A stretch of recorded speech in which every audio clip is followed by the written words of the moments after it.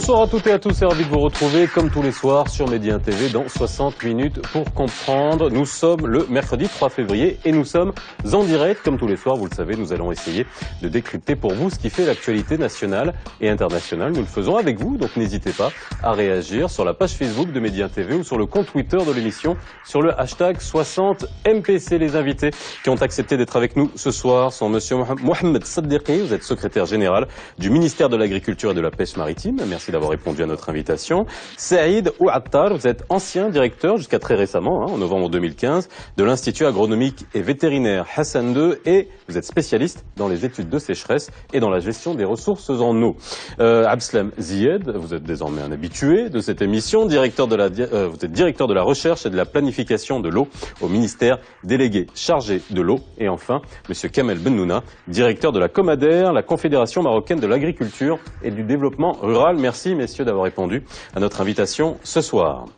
À l'heure qu'il est, aujourd'hui, 3 février, le taux de remplissage des barrages du Maroc est de 60,5% contre 75% l'année dernière. À la même période, le déficit pluviométrique atteint dorénavant 63% par rapport à une campagne normale, ce qui met en péril à la fois la production agricole, impactant la croissance nationale, et on en a parlé sur ce plateau hier, dans le cadre des prévisions du HCP, et les ressources hydriques du pays. Alors, aux grands mots, les grands remèdes. Il y a quelques jours, un plan anti-sécheresse a été déclenché après une réunion avec Sa Majesté le Roi, le chef du gouvernement et le ministre de l'Agriculture. Et un projet de loi a été déposé pour revoir toute la stratégie de gestion de l'eau dans notre pays. En quoi consiste le plan anti-sécheresse? Comment la campagne agricole peut-elle être sauvée? Cette crise est-elle l'occasion de repenser la question de l'eau dans notre pays? Si oui, comment? Sécheresse, prévenir ou guérir? Ça sera le titre de l'émission de ce soir. Alors, messieurs, je pense qu'on a vraiment tous les spécialistes qu'il faut sur le plateau ce soir pour qu'on comprenne bien ce qui est en train de se passer. Nous avions fait plusieurs émissions sur la gestion de l'eau, d'ailleurs en votre compagnie, Siziyed. On avait été très rassurant à l'époque sur les ressources en eau. Maintenant, on va vraiment parler du plan anti-sécheresse qui concerne l'agriculture. Donc, ce plan anti-sécheresse a été décidé il y a quelques jours. Qu'est-ce qui a motivé le déclenchement de ce plan? Merci.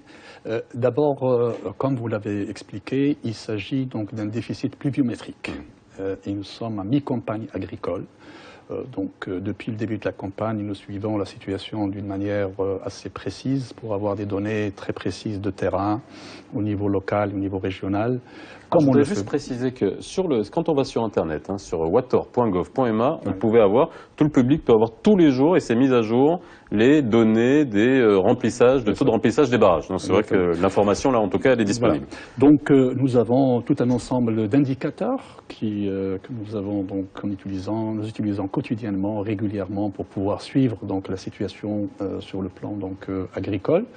À partir de fin novembre, début décembre, mi-décembre, nous avons vu un certain nombre d'indicateurs suite à ce déficit qui a continué à se creuser jusqu'à fin janvier. Et donc aujourd'hui, on peut dire que la situation est, disons, je dirais, dans les zones irriguées, est une situation qui est totalement normale, qui continue, si vous voulez, à être gérée de la manière la plus normale, comme prévu au début de la campagne.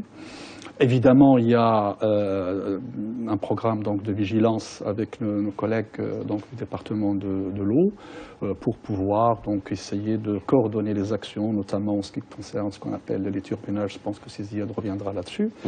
Et puis assurer, continuer à valoriser l'eau pour pouvoir avoir une production en termes notamment de fruits et légumes et essentiellement de semences. Je pourrais revenir là-dessus. Dans les zones bourgs, qui sont des zones sèches, là nous avons une situation où les cultures d'automne connaissent un certain nombre de difficultés, je dirais particulièrement les céréales. Nous avons cette année 3 millions d'hectares qui ont été semés. Déjà, vous avez vu, c'est-à-dire notre programme était de 5 millions et quelques. Et on n'a pas pu le terminer parce que à partir du mois de novembre, fin novembre, décembre, les agriculteurs ne pouvaient plus semer. Ils attendaient les pluies dans certaines régions. Donc sur la situation dans certaines régions où les céréales connaissent des difficultés, dégradation du couvert végétal. Dans d'autres régions, si on a une pluie pendant ce mois, il y a des superficies qui vont être sauvées. Oui. Par contre, la chose en termes donc, de risque, parce que là on parle de risque donc futur, c'est essentiellement... C'est-à-dire que là, vraiment, juste pour qu'on comprenne, lorsqu'on déclenche ce plan anti-sécheresse, est-ce qu'on le fait, est-ce qu'il y a un principe de précaution, ou est-ce qu'on pouvait attendre encore un peu en se disant, c'est ce qu'on se disait il y a quelques semaines, on s'est vu en décembre justement, on se disait que s'il pleuvait première semaine de janvier jusqu'au 15 janvier, ça pouvait encore sauver pas mal de cultures. Est-ce que là on a pris, je reviendrai vers vous, c'est ça derrière, mais est-ce que là on a pris une précaution, on avait encore une marge de manœuvre pour attendre? Je crois qu'il y a plus de marge de manœuvre. Le mieux vaut très tôt pour agir, pour planifier, parce qu'une fois que le programme, je crois que M. Sadeghi va nous donner plus de détails sur ce programme. Une fois qu'il est décliné, il faut l'implémenter sur le terrain. Et là, ça prend du temps. Donc, il faut prendre suffisamment de temps pour être en mesure de faire arriver les actions sur le terrain. Donc, je crois que c'est le bon moment de le déclencher. Tiziel.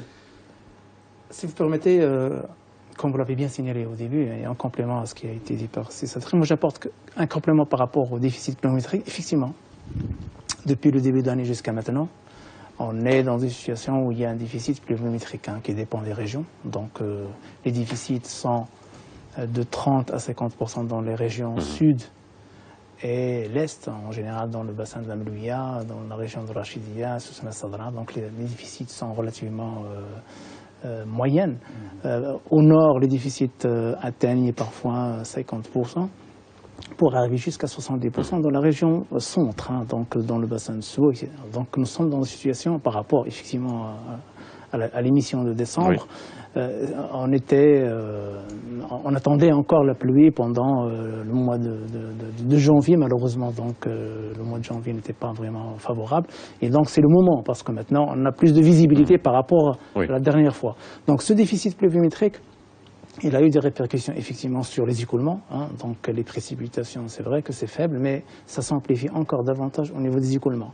Et ça se répercute également sur les stocks au niveau des barrages. Maintenant, nous avons la visibilité, il y a un programme qui est engagé, mais effectivement, comme il a été signalé par c'est-à-dire qu'il faut distinguer deux environnements différents. Il y a les cultures pluviales, ce qu'on appelle au Maroc le bourg, où le programme est engagé, mais il y a des zones qui sont dominées par les barrages. Et les barrages, malgré que cette année, il n'y a pas eu d'écoulement, donc on est à un déficit de l'ordre de 70% par rapport à la normale, et plus de 80% par rapport à l'année dernière. Donc on sommes dans une situation où effectivement il y a un déficit. L'année n'est pas encore terminée, donc hydrologique, mais à l'état actuel des choses, la situation est déficitaire. Pour les zones qui sont dominées par les barrages, vu que l'année dernière c'était une année relativement favorable, donc il y avait un stock. Et nous allons certainement pencher après pour chercher la meilleure manière de gérer ce stock-là qui va nous permettre d'assurer dans de bonnes conditions l'eau potable. Il n'y a pas que l'irrigation, il y a l'eau potable qui est prioritaire, bien sûr, sur l'agriculture, l'eau potable. Mais l'irrigation des grands périmètres. Et aussi la différence, la proportion entre les terres qui sont irriguées et bien sûr ce que vous appelez les cultures pluviales qui attendent la pluie. Kamel Bennouna, est-ce qu'on a aujourd'hui évalué, quantifié les risques aujourd'hui de qu'est-ce que ça va représenter si on a une mauvaise année? On l'a dit, l'année dernière c'était une bonne année. Cette année, qu'est-ce qu'on risque concrètement? Est-ce qu'on a évalué tout ça de manière quantifiée? Écoutez, avec ce déficit pluviométrique qu'on a enregistré jusqu'à maintenant, pour les cultures d'automne, je crois que ça y est, on ne peut plus espérer grand-chose. Alors ça concerne quoi? Vous avez dit céréales. Il y a quoi d'autre comme culture? C'est essentiellement les céréales? Essentiellement les céréales. Essentiellement les céréales. Quelques légumineuses. Mais le secteur qui souffre le plus, c'est le secteur de l'élevage. De l'élevage. Surtout l'élevage extensif, donc sur des parcours. Donc la situation des parcours surtout au sud de l'Oued Marbeh. On peut dire que la situation demande maintenant une réaction de la part du ministère, de la part du gouvernement, que M. Sadeghi, le secrétaire général, va le présenter tout de suite, et puis on va la commenter. D'accord, bon, on va voir bien sûr ce qui va être mis en place au niveau de plans sécheresse. Si vous me permettez, donc juste par rapport, donc j'ai dit tout à l'heure qu'il y a donc les cultures d'automne, enfin céréales, légumineuses, mais également le couvert, enfin les parcours qui sont en dégradation, et ça c'est plus important parce que les risques se situent surtout à ce niveau par rapport à l'alimentation animale.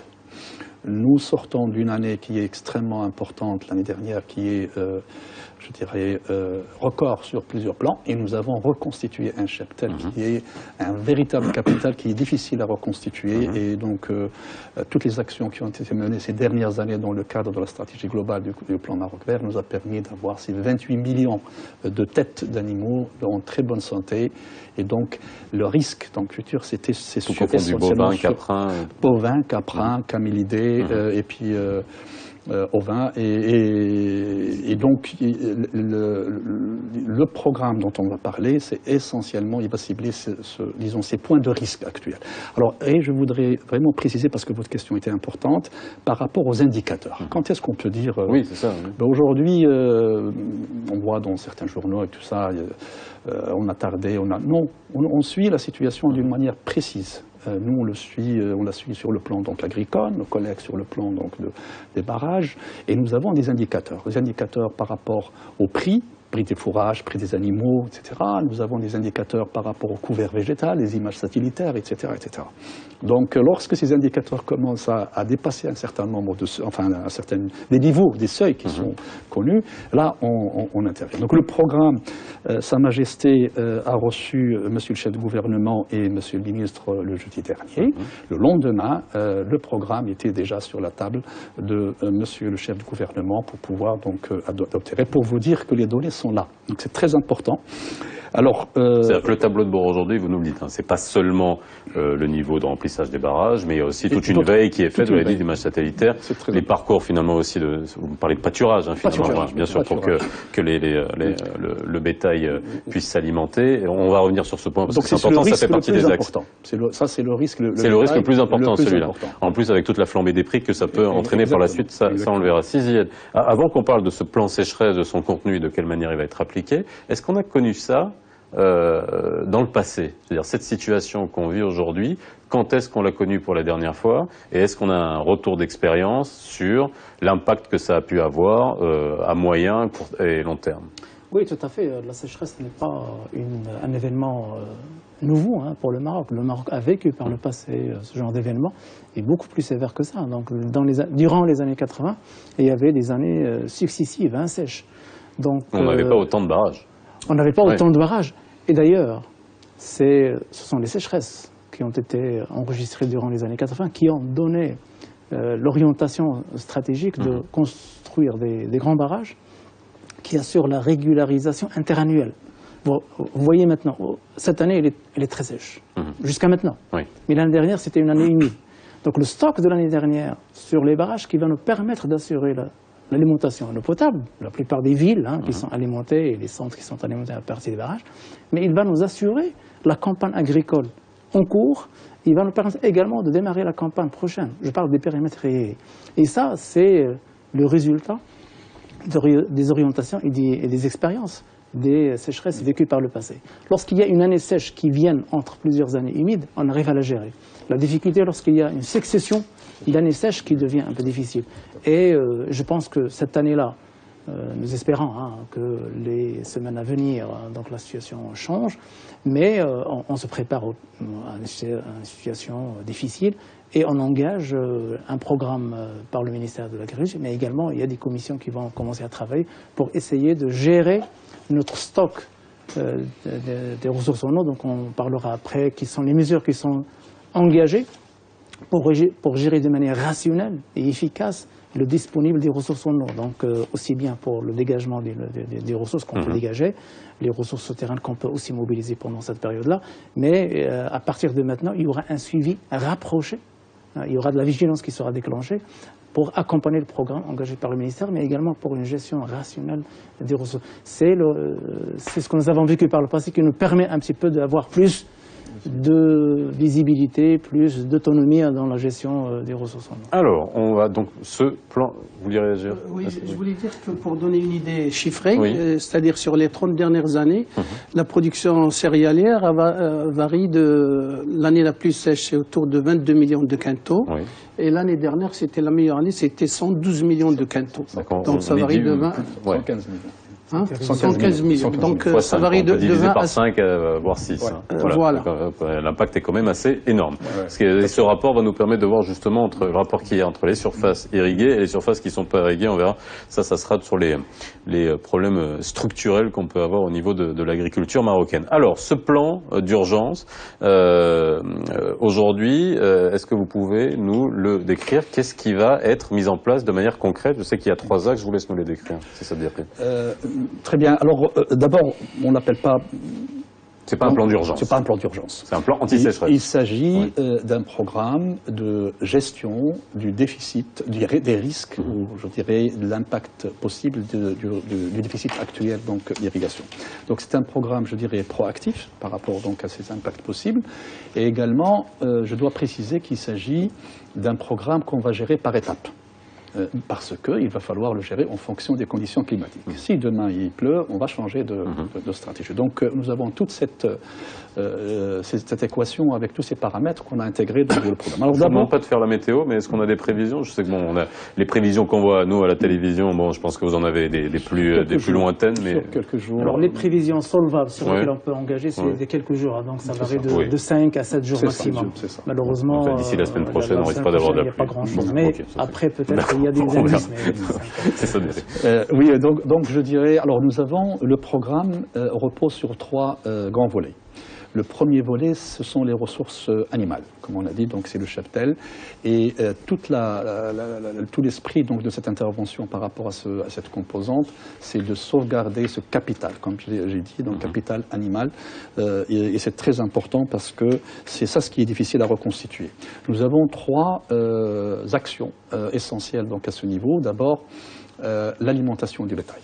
Et pour l'alimentation du bétail, nous avons donc ciblé.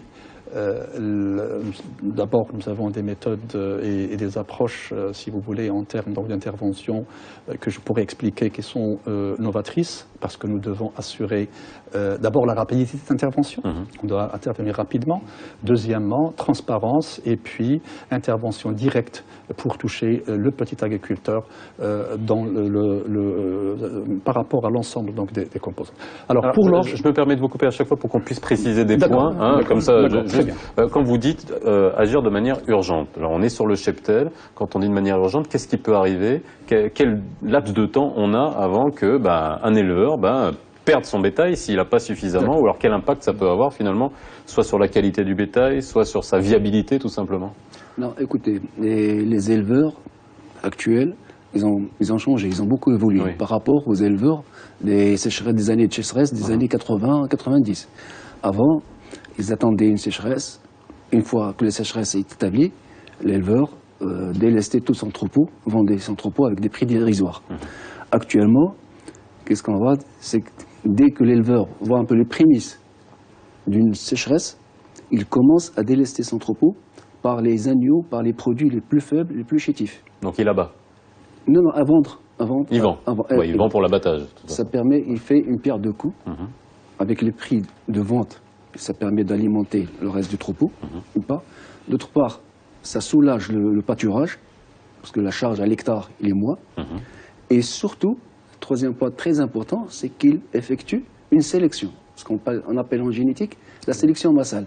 C'est-à-dire, la campagne d'après se retrouve avec un troupeau beaucoup plus performant. Bon, malheureusement, ce n'est pas tous les éleveurs qui pratiquent D'accord. cette stratégie, mais il y a de plus en plus. Il y a de plus en plus d'éleveurs, et ça grâce à un travail d'encadrement et de formation, de proximité. Peut-être il faut rendre hommage à une association nationale qui fait ce travail, l'ANOC, l'Association nationale des éleveurs ovins et caprins. Il a fait d'excellents travaux, et il continue à faire ce travail. Ce sont les premiers résultats. Et tout ça pour dire que les agriculteurs, d'une manière générale, ou les éleveurs, s'ils sont organisés autour d'une organisation professionnelle crédible, bien sûr, ils s'adaptent et ils trouvent une stratégie bien sûr avec le soutien de l'État, mais ils arrivent, comme font les éleveurs maintenant de l'Inloc, ils arrivent à s'adapter à des conditions similaires, des conditions de sécheresse. C'est justement, Oui, c'est pas le côté vertueux finalement des crises qu'on peut avoir qui permettent de moderniser, parce que ce que vous êtes en train de me dire, c'est qu'il y a une approche qui est très scientifique, modernisée, on commence à voir ça de plus en plus dans les élevages. Oui, je voudrais ajouter 2 éléments importants par rapport à l'élevage. C'est que 2 années sur 10, bon, il y a des sécheresses fortes, comme celle de cette année. Mais ce qu'on ne doit pas oublier, c'est que chaque année, pour l'agriculture, il y a une sécheresse dans une région donnée. Oui. Et C'est vrai qu'il y a beaucoup de disparités. Ça, il y a en parle beaucoup de très souvent. disparités. Et que dans toute la zone semi-aride, stade vers le sud, chaque année, les agriculteurs récoltent peu de gras et de la paille. C'est-à-dire ils ont au moins la paille. Et l'importance stratégique de l'élevage, c'est qu'il permet de valoriser la paille, à tel point que les 2 tiers des revenus viennent de l'élevage. Donc ce n'est pas du gras, mais de l'élevage. Ça c'est un premier point intéressant si on analyse le fonctionnement des exploitations. Le deuxième point important, et je crois que ça a été signalé, c'est que pour l'agriculteur, la stabilité, sa bourse, si vous voulez, si on peut faire une comparaison, la bourse, les actions qu'il a, c'est le nombre de têtes, c'est le bétail. Oui. Alors, plus la sécheresse s'aggrave et si on n'agit pas, il peut perdre 90% de son capital en quelques jours, en une semaine. Donc faillite, donc difficulté de valoriser le capital futur, etc. D'où l'importance, je crois, de l'intervention qui essaye de reconsolider et protéger ce capital cheptel pour le futur, pour l'année prochaine. Dans le cadre de la modernisation, je parle toujours sur le contrôle de ces avérés. Je pense qu'il y a une évolution au Maroc, au moins sur l'élevage des bovins. Donc on n'est plus dans l'extensif, on est dans l'intensif. Et lorsqu'il y a le développement de l'élevage intensif, ça facilite, parce que c'est moderne et ça facilite même lorsqu'il y a des sécheresses, on peut apporter des aliments de bétail. Alors que l'extensif, en général, sur les ovins, ça reste dépendant des parcours et ça, c'est la difficulté. C'est ça, des Alors, donc nous avons première action, opération Orge, qui concerne l'ensemble des espèces donc animales, c'est-à-dire l'ensemble des caprins, les ovins et puis les bovins. Essentiellement dans un premier temps les ovins et les caprins. Deuxième action, c'est l'abreuvement. C'est essentiel aussi. C'est l'eau pour les animaux. C'est fondamental. Sur le plan, quand vous dites plan Orge, c'est quoi concrètement? Je reviens là-dessus si vous me permettez. Alors donc Orge, abreuvement, très important. Oui, parce qu'on oublie ça, faut qu'ils boivent le bétail. Ah oui, c'est plus important des fois. Et puis l'aspect sanitaire, c'est-à-dire pendant un déficit pluviométrique, il y a une sécheresse, il y a des parasites, des maladies nouvelles donc, qui apparaissent sur l'ensemble des espèces. Donc nous avons des actions par rapport donc, à ce volet, premier volet, sur ces 3 axes. Alors, opération Orge. Ce qui est innovateur, comme j'ai dit tout à l'heure dans nos approches, c'est qu'on ne va pas donner l'orge au compte-gouttes.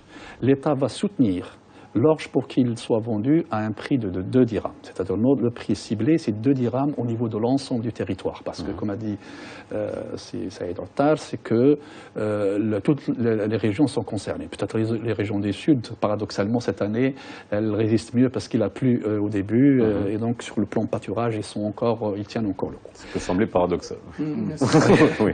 Donc, si vous voulez, alors l'idée, c'est d'approvisionner le marché national pour que l'orge soit maintenue donc à 2 dirhams et l'État subventionne la différence. Aujourd'hui, nous sommes à 2 dirhams 9, 3 dirhams. Ça varie entre 2,5 à 3. Donc l'objectif, c'est que ça reste autour de ce prix-là. 2 dirhams. 2 dirhams. 2 dirhams qui est donc supportable par donc les éleveurs. Et d'où vient cette orge? Est-ce que c'est les réserves qu'on avait ou est-ce qu'on importe? Il y a les deux. D'accord. Il y a donc les réserves. Et là, ça m'amène à revenir un petit peu par rapport donc à cette, je dirais, résilience par rapport donc aux conditions que nous vivons. C'est parce que nous sortons d'une campagne qui était une campagne record. Ça veut dire qu'il y a des stocks encore. Et c'est pour ça que les indicateurs n'ont pas réagi rapidement. Donc l'orge, c'est fondamental et c'est très important. Nous avons pris toutes les précautions. Et quand j'ai dit tout à l'heure intervenir rapidement, c'est-à-dire raccourcir les procédures administratives. Ne pas rentrer dans les marchés habituels, mais passer donc sous les conditions de sécheresse et passer par des marchés donc des conditions de procédure qui nous permettent donc de raccourcir. Aujourd'hui, par rapport à cette action, on doit intervenir sur le terrain au plus tard vers le 20 février. C'est-à-dire que entre le 15 et le 20 février, l'orge sera sur l'eau. Alors, toutes les provinces du royaume seront approvisionnées. On a mis donc un grand centre donc de vente au niveau de chaque province.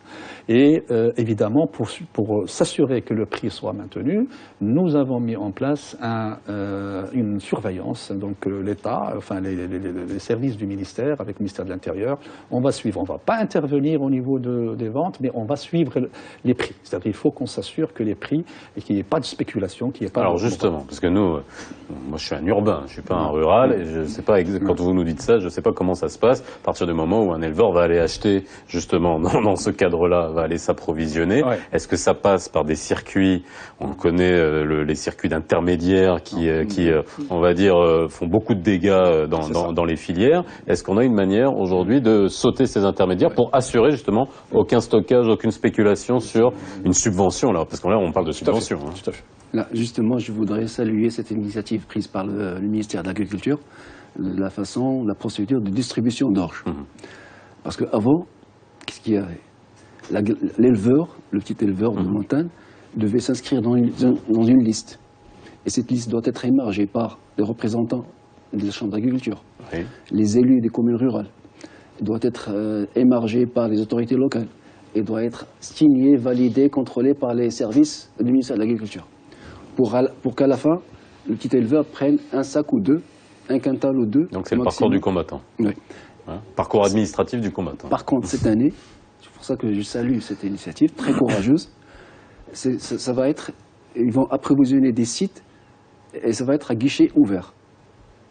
Bon, bien sûr, il faudrait accompagner par une opération de contrôle pour qu'il n'y ait pas d'abus, pour qu'il n'y ait pas de dérapage, mais c'est une opération que je qualifie d'extraordinaire pour la profession.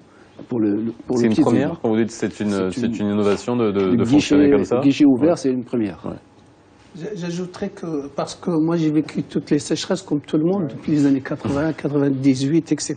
Et j'ai assisté à toutes les interventions des ministères précédents.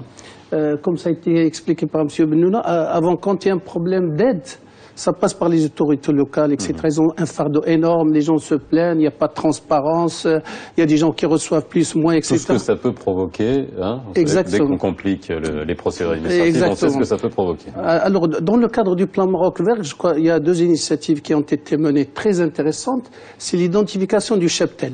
C'est-à-dire, on a identifié, marqué, on leur a fait une carte nationale, si on peut dire.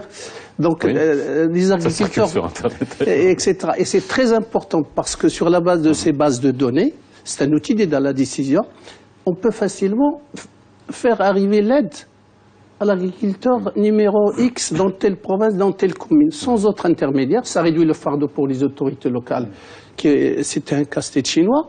Et donc maintenant, c'est pour ça qu'on peut parler de transparence, parce qu'on a les bases de données, les gens connaissent le nombre d'animaux, et ils connaissent ce qu'ils vont recevoir. Et je trouve qu'il faut... C'est une préparation à la lutte contre la sécheresse d'avoir des outils, des bases de données, pour pouvoir agir d'une manière moderne. Et je crois que c'est important ce qu'a dit M. Benouna sur cet aspect. Oui. Sujet, vous voulez réagir? Pas peut-être dans le côté on aura le temps parce qu'on va revenir sur les disparités et puis bien sûr sur les surfaces irriguées. Donc, Attar nous a donc introduit le deuxième volet. Alors, rapidement, juste pour le contrôle. Parce que pour qu'on aille sur le deuxième volet, on va faire une petite pause tout de suite et on revient juste après pour que j'ai pas à vous couper en plein milieu. À tout de suite.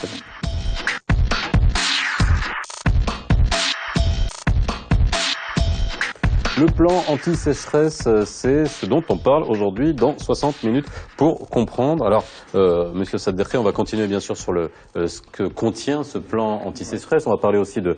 Il y a quand même une enveloppe de 4,5 milliards de dirhams qui est allouée par le gouvernement dans le cadre de ce plan de lutte. On va parler des assurances aussi, du jeu des assurances qui vont jouer. Alors là, on a parlé de sauvegarde du cheptel, de l'approvisionnement en orge. On a bien vu qu'il y avait une simplification à ce niveau-là. Sur ce plan-là, qu'est-ce qu'il y a dessus? Alors, il y a la deuxième... Donc, sur ce volet, la deuxième opération concernant l'aliment du bétail, c'est pour les bovins. Et c'est ce que Attar vient d'introduire. Alors, le ministère, entre janvier 2015 et janvier 2016, a identifié l'ensemble des bovins. du Maroc, c'est-à-dire avec une puce électronique, c'est-à-dire nous sommes à 3 millions de têtes. Identifiées avec une base de données avec une puce, c'est-à-dire on connaît les éleveurs, chaque éleveur, qu'est-ce qu'il compte. Ils ne vont pas voter. Ils vont pas voter. On la garde celle-là. Donc les éleveurs, on connaît le nombre de têtes par éleveur, on connaît l'identification et surtout nous avons leur base de données en termes de traçabilité. C'est fondamental. Donc le système a été mis en place pour plusieurs utilisations. Donc, et l'une des premières utilisations, justement, c'est cette aide directe aux éleveurs. Donc, nous avons, sur une période de 3 mois par rapport aux bovins, mis en place une aide directe qui va du 15 février jusqu'à 15 mai. C'est-à-dire, on va leur donner, transférer donc, des fonds qui correspondent donc, à l'aide que l'État apporte, c'est-à-dire 25% donc, des besoins des bovins pendant cette période, avec un plafond de 5 têtes par éleveur. L'idée étant de cibler les petits éleveurs et les moyens. Alors, deuxième volet, axe toujours dans ce volet, c'est l'abreuvement.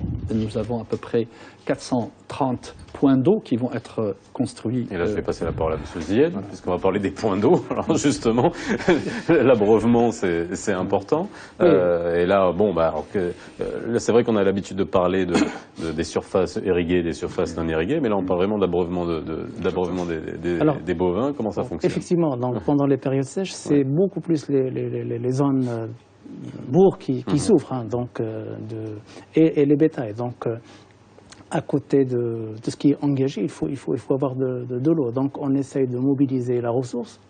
Et souvent, on fait recours pendant les périodes sèches à des ressources plus ou moins vulnérables aux aléas climatiques. C'est les ressources souterraines. Donc on creuse des puits, des forages pour dégager de nouvelles ressources qui peuvent servir, et surtout le long des chemins parcourus par les éleveurs, pour dégager des ressources et les aménager en collaboration avec le ministère pour que le cheptel trouve de quoi s'abreuver. Donc il y a des puits qui vont être creusés, des puits supplémentaires. Donc, il y a des puits qui vont être construits et d'autres qui vont être aménagés, équipés avec des motopompes pour pouvoir donc, les rendre utilisables. Pire des cas, on peut transporter par des camions citernes. Il y a justement à peu près 4500 citernes, plastiques, je dirais citernes plastiques, qui vont être qui sont en fait prévues dans le programme. Alors comment sont contrôlés, on en parlait juste avant l'émission, mais le creusement des puits, parce que est-ce que ça se fait, j'imagine, quand le besoin se fait sentir?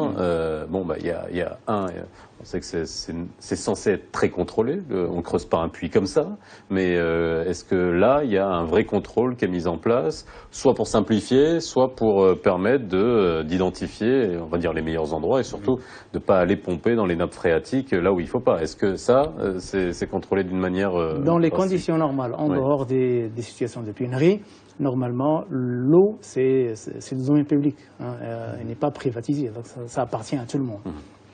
Et ce sont les agences de bassin qui sont sous tutelle de notre ministère qui ont la responsabilité de donner des autorisations aux utilisateurs. Lorsque vous voulez demain faire un puits, vous demandez l'autorisation. Il y a une procédure donc, pour vous donner l'autorisation. Ça a un impact sur la qualité, encore une fois, parce que la qualité de l'eau change dans des années de sécheresse. On en avait parlé à plusieurs reprises. Ça a un impact aussi sur le bétail. C'est pour ça que je pose la question sur le creusement des puits. Ça peut avoir des impacts négatifs sur le bétail? Ça a des impacts négatifs dans la mesure où quand il n'y a pas d'eau, le bétail il va en transhumance. Et donc il va d'une région à une autre, donc ça cause des dégâts. Le bétail, y compris les chameaux, etc. etc. Donc ça pose des conflits entre tribus, entre régions, etc. Donc plus l'eau est disponible à côté des éleveurs, ça leur réduit les déplacements et aussi ça réduit les conflits. Et au niveau je voudrais ajouter sur cette question justement, est-ce qu'il y a un flou au niveau du puits, je voudrais ajouter que depuis 20 ans, au niveau, je crois, du ministère de l'eau. Moi-même, j'ai travaillé avec les agences de bassin, surtout sur ce bassin. Tous les puits qui sont là, je crois, il y a à peu près 16 000 puits, sont identifiés, répertoriés sur carte avec une base de données et tout. Et même la quantité prélevée est estimée. Et donc, il y a un meilleur contrôle. Je crois qu'il y a des outils très intéressants de gestion qui ont été développés, des modèles pour suivre la nappe, qui permettent au Maroc de faire face d'une manière plus moderne, comme les pays européens, dans la gestion des ressources souterraines. Il y a 20, 30 ans, il n'y avait pas ça. Et à ce massage, c'est le premier cas de contrat de nappe qui a été signé entre tous les partenaires pour justement une utilisation rationnelle de l'eau souterraine. Merci Benoît. Ouais, je voulais dire, pour le creusement d'un puits, pour l'abreuvement du cheptel ou pour utilisation domestique, je crois que les procédures sont très souples par rapport à un puits qui va être destiné à l'irrigation. On n'a pas de phénomène de puits sauvage ou alors non. Non, pour les besoins propres de l'eau potable, parfois on n'a pas besoin d'autorisation. Donc les autorisations sont souvent données pour des usages en quantité et souvent pour l'agriculture, lorsqu'ils consomment. Moi je voulais revenir sur les aspects de la qualité. Oui. La qualité elle se dégrade pendant les périodes sèches, surtout au niveau des écoulements d'eau de surface. Généralement, pendant les années sèches, donc il y a diminution des écoulements, donc il y a moins d'eau qui coule dans les rivières, et parfois ça coïncide avec des campagnes de rejet d'eau usée, donc, comme ce que nous avons vécu cette année, les margines qui sont issues des unités de trituration des huiles, et donc ça pose énormément de problèmes au niveau des écoulements d'eau de surface, et parfois ça nous impose des règles, on lâche à partir des barrages pour assurer une dilution, et ça c'est un grand problème. Par contre, les eaux souterraines ils sont moins vulnérables aux aspects de la qualité pendant la sécheresse. Alors, c'est ça de décret. Donc là, on a parlé du premier axe, approvisionnement en orge, l'abreuvement du bétail. Il reste la dernière question, c'est la question des maladies. Oui. Donc nous avons une action pour la vaccination et pour mettre à la disposition des éleveurs des médicaments gratuitement en cas d'apparition de maladies. Donc nous avons une enveloppe pour les bovins, mais pour les ovins également, donc en cas de maladie, et c'est l'ONSA, l'Office national de la sécurité sanitaire, qui s'en occupe. Donc ça, c'est le volet cheptel. D'accord, ça, c'est pour le bétail. Ouais.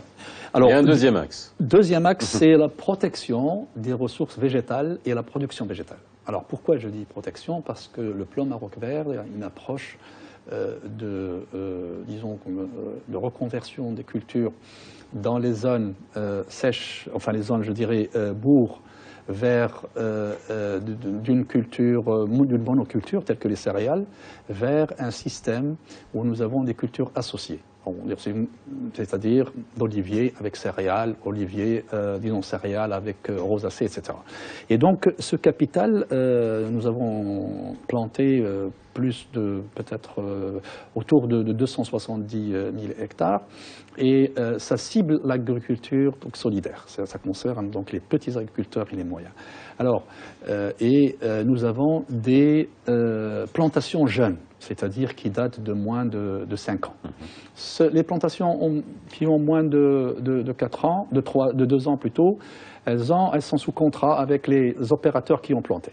Entre 3 ans et 4 ans, c'est là où on a un problème, et nous avons donc prévu une action d'irrigation donc spéciale à partir du mois de mars, donc chaque mois, pendant 6 mois, pour pouvoir donc prévenir au cas où le déficit donc là, vous êtes en train de nous parler des zones qui ne sont pas irriguées.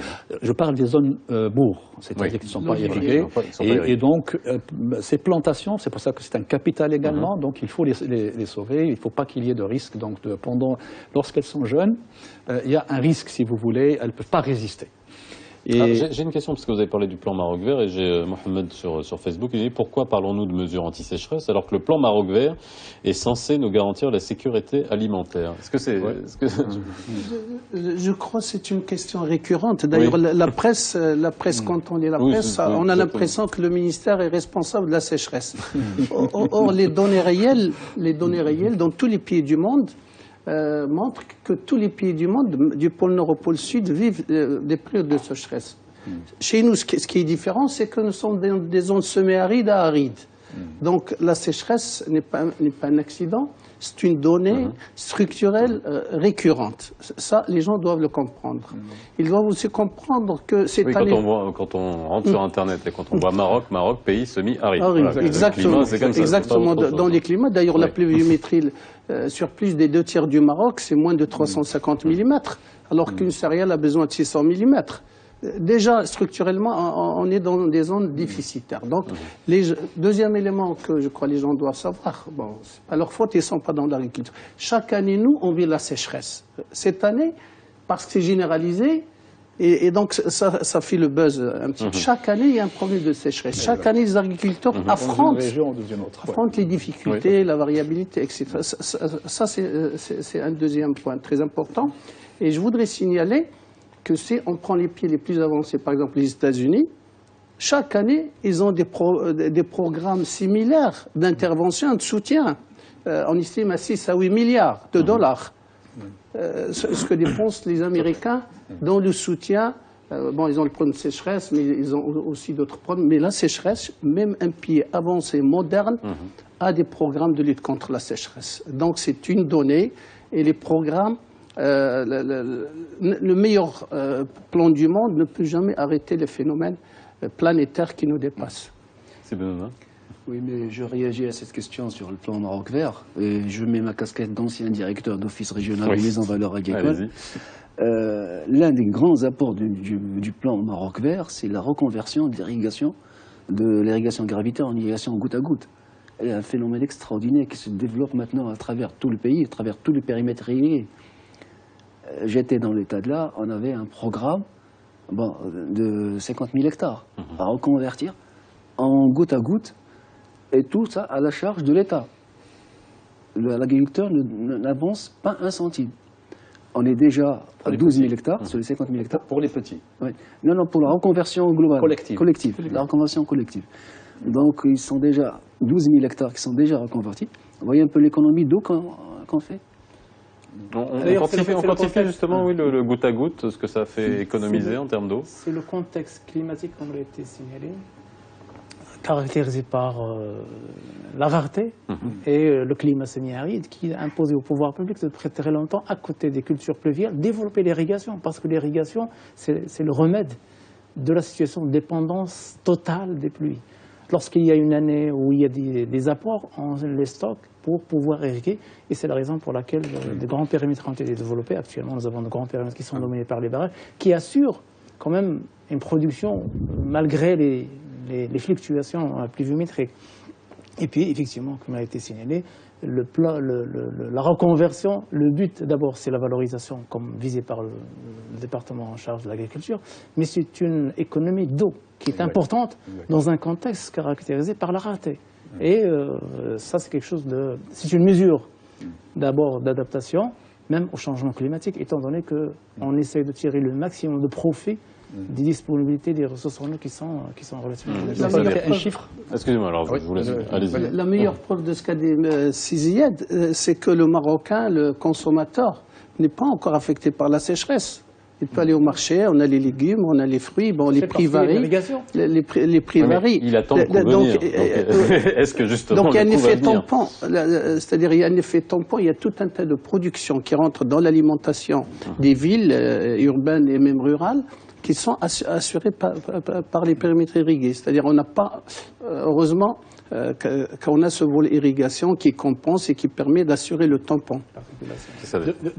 Deux points. Je pense que Saïd Ouattar a très bien expliqué donc la réaction par rapport à cette question, mais je voudrais préciser d'abord par rapport au système donc, goutte à goutte.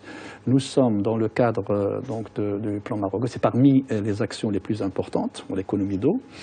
Nous sommes à 450 000 hectares de goutte à goutte et on est parti de 150 au début donc, du plan Maroc vert. Et l'idée c'est d'arriver donc d'ici 2020 à 550-600 000 hectares. Rappelez-nous combien on a d'hectares en globalité. On irriguait, nous avons 1,5 million et d'ici 2020 on sera à 1,650 630.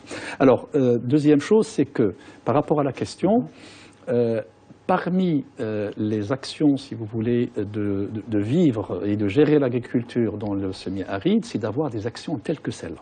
C'est-à-dire que ce n'est pas, c'est pour ça que je n'ai pas, je vous ai dit tout à l'heure, c'est pas un plan d'urgence.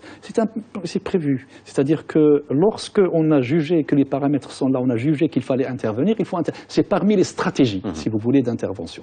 Il ne s'agit pas de gérer une crise, il s'agit d'être proactif et parce que on s'attend donc à ce que les conditions climatiques puissent évoluer d'une façon ou d'une autre. Mais nous avons et ça c'est parmi les souplesses d'adaptation, si vous voulez, par rapport donc au climat. Et ce que j'ai dit tout à l'heure, c'est pour ça que j'ai insisté là-dessus, en termes donc de procédure, c'est fondamental, parce qu'il s'agit d'être réactif et d'agir.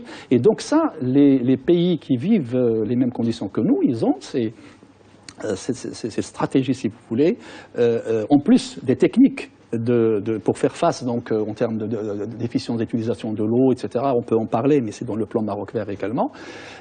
Donc il faut que les gens comprennent qu'il s'agit donc de stratégie. Il ne s'agit pas d'une gestion d'une crise. Et ça, à un moment donné. C'est ce que Saïd a expliqué tout à l'heure, pour dire que nous avons appris du passé. Alors pas seulement du passé, puisque alors je vais vous poser la question. Là, on est en train de parler d'un plan global, puisque la sécheresse concerne aujourd'hui tout le royaume. Mais vous nous dites, à très juste titre, puis bon, on peut s'en rendre compte nous-mêmes si on voyage dans tout le Maroc, il y a chaque année des sécheresses dans des endroits donnés.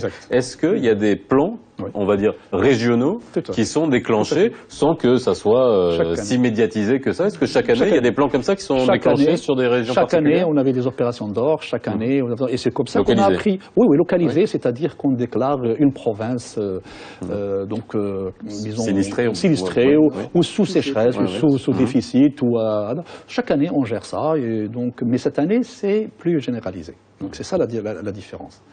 Donc, alors, dans le deuxième axe, alors c'est vrai que j'ai une autre question sur Facebook qui va me permettre de vous poser une question que je voulais vous poser par rapport à l'assurance. Bien que, bon, on va pas parler, si vous voulez qu'on parle de la polémique, on la laisse en fin d'émission, juste pour qu'on explique aux gens ce qui s'est passé quand même.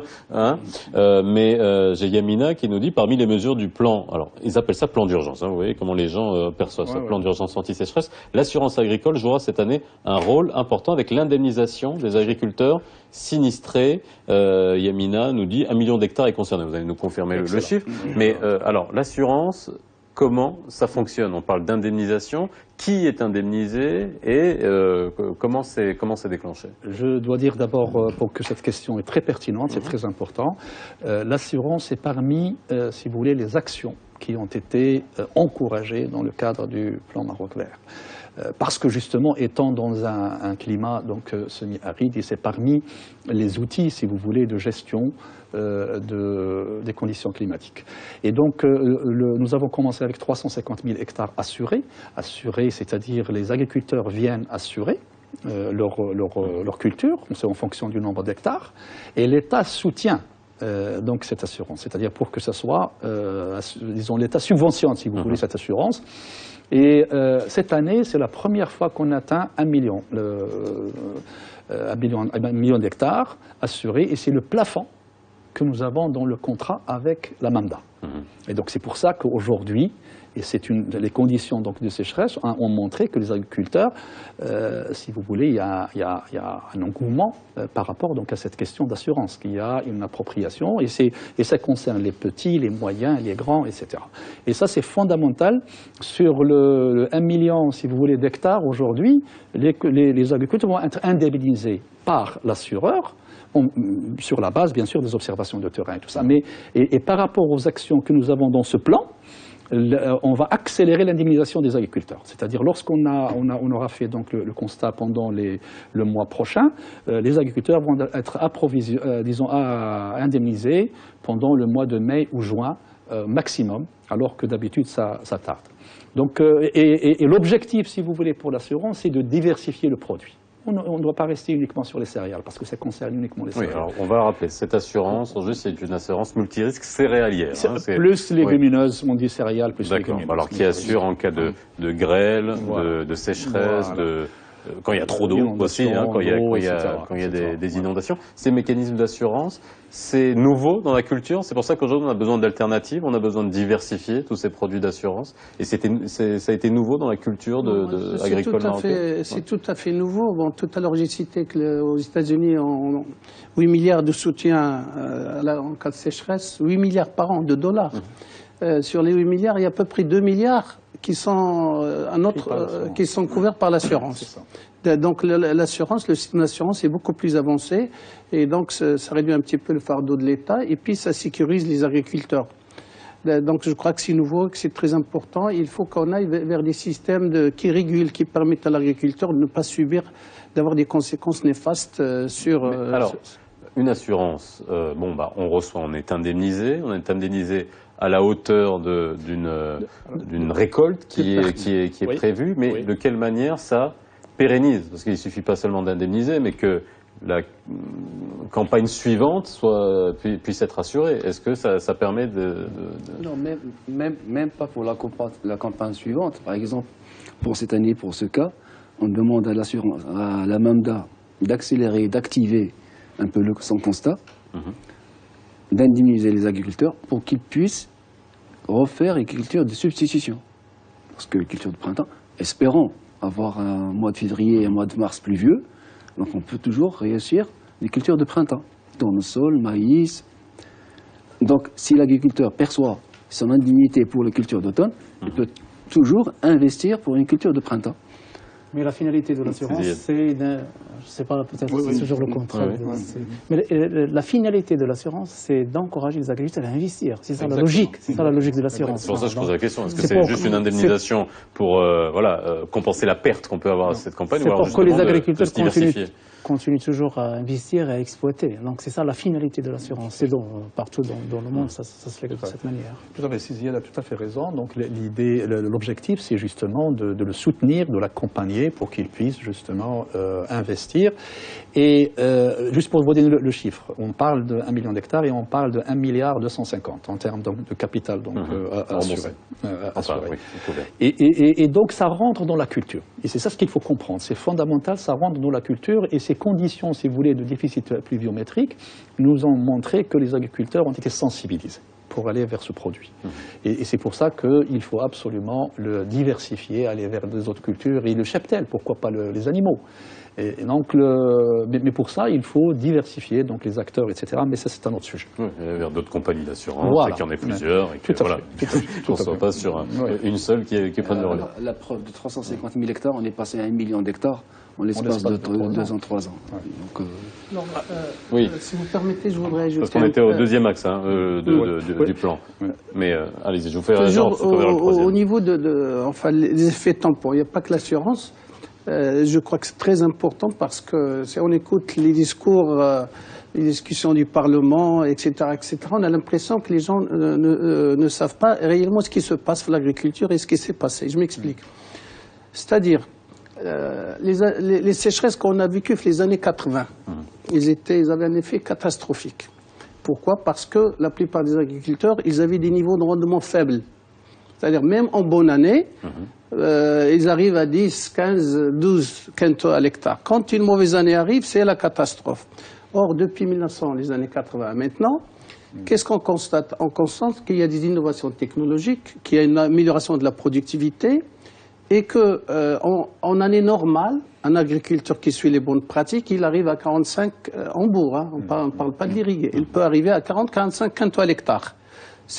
Cet agriculteur qui a les bonnes pratiques de production qui arrive à 45, en année sèche comme c'est la même, c'est la 0, et là une moyenne de 25, 22,5. Par contre, l'agriculteur qui n'a pas les bonnes pratiques, même en bonne année, il reste toujours dans les 10, il plafonne. Donc, ce qui est très important, et les parlementaires doivent le savoir, il faut soutenir les efforts de transfert de technologie, la recherche, le développement, parce que c'est la seule voie.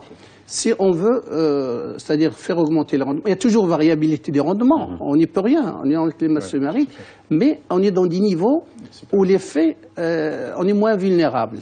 Donc c'est très important, le facteur transfert de technologie, les variétés nouvelles, et tout ça c'est créé au Maroc, c'est des institutions marocaines, des ministères marocains qui ont contribué à ces technologies. Oui, ceci est très important, parce que l'assurance, on est dans le deuxième. Donc, ce qu'a dit Sewattar est fondamental. Et je donne l'exemple de l'année dernière, par rapport donc, à cette fluctuation et par rapport à l'utilisation des technologies. L'année dernière, nous avons reçu 373 mm moyenne. Par rapport à une année moyenne, c'est une année moyenne en termes de pluviométrie. Bien réparti. Mais c'était bien réparti. Mais on a eu un record de céréales, alors que pendant des années, on a eu des pluviométries supérieures, une bonne répartition. Qu'est-ce que ça veut dire? Ça veut dire que les bonnes pratiques, comme expliqué Sewattar, ont été bien utilisées. Ça veut dire que la technologie donc, est arrivée aux petits agriculteurs, aux grands et à l'ensemble. Et donc, on a eu un impact. C'est-à-dire que dès qu'on a la goutte d'eau, elle est valorisée. Et ça, c'est quelque chose d'extrêmement important à comprendre, effectivement. Si vous permettez donc... On a une terre qui est généreuse, on l'oublie. Hein. Dès qu'il y a un peu d'eau, elle donne. Hein. Non, je ne sais pas vous confirmer, non, c'est vrai. Lorsqu'on la traite bien. Oui, oui. Alors, par rapport aux semences, donc, dans les pratiques, et je termine donc par rapport à ça, nous sommes dans une année, et c'est la semence qui a un intrant extrêmement important, c'est-à-dire la variété qui produit, donc c'est elle qui a le potentiel génétique. Quelles que soient les pratiques que vous utilisez, si vous avez un potentiel génétique qui est limité, on ne peut pas le dépasser. Et donc, aujourd'hui, dans ce plan, nous avons donc cette action de préserver la semence pour l'année prochaine.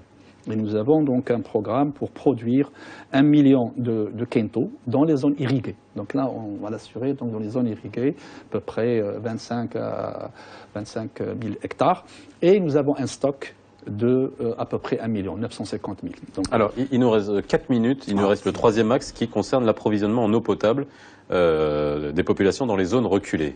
Sizied, là aussi, ce troisième axe, là on parle d'eau potable, on a vraiment parlé d'agriculture. On parle d'eau potable, mais si vous permettez, en parallèle à ce qui a été dit par Cissatri, moi je voulais rappeler quand même quelques règles qui sont déclenchées pendant des périodes similaires. Alors, il y a quelques règles générales où d'abord on renforce la coordination. Généralement, pendant ces périodes-là, on se réunit, l'ensemble des institutions intervenant aussi bien dans l'agriculture que dans le potable, comme dans les autres usagers.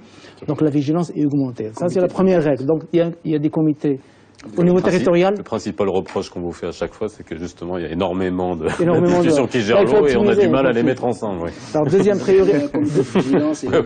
deuxième règle générale, c'est on se met d'accord sur des priorités.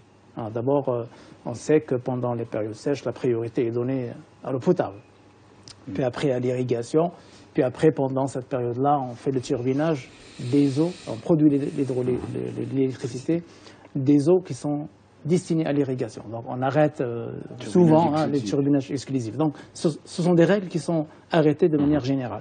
Et puis on fait aussi un suivi rapproché régulièrement. Donc on suit la situation. D'ailleurs, nous allons pencher à partir peut-être de la semaine prochaine avec le département en charge de l'agriculture pour voir les programmes qui ont été arrêtés au début de l'année en fonction du niveau de stock actuellement et les besoins qui seront nécessaires à assurer pendant la période d'irrigation. Et préserver le bon démarrage de la campagne prochaine. Donc on va assurer, donc on était au début de l'année, on est parti sur des programmes normaux de fourniture d'eau pour les grands périmètres. Probablement on va les réviser, mais ça ne va pas s'éloigner beaucoup des programmes normaux. Donc il y aura peut-être dans certaines régions des petites restrictions et on va se limiter à assurer les besoins de première nécessité. Alors maintenant, pour les règles spécifiques, généralement, pendant cette période-là, on essaie de mobiliser le maximum de ressources en eau qui sont disponibles.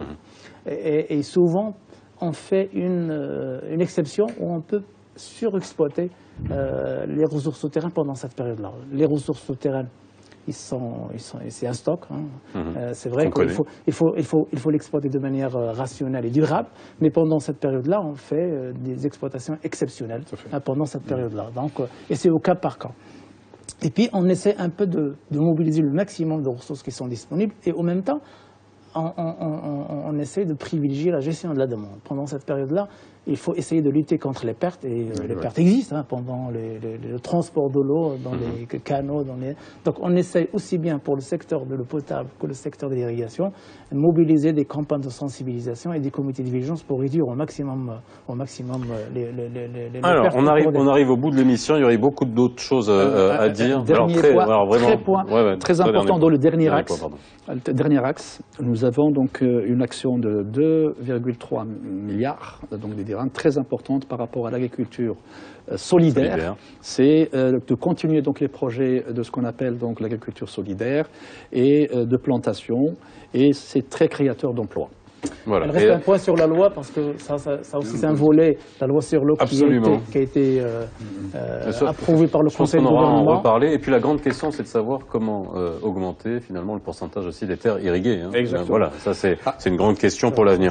Mais c'est pas en 20 secondes que vous allez me répondre, si ça décrit. Merci à vous d'avoir été avec nous ce soir pour mieux comprendre les effets de ce plan, en tout cas les mesures qui ont été prises. Excellente soirée sur Média TV, la rediffusion à 22h40 comme d'habitude, et je vous retrouve demain.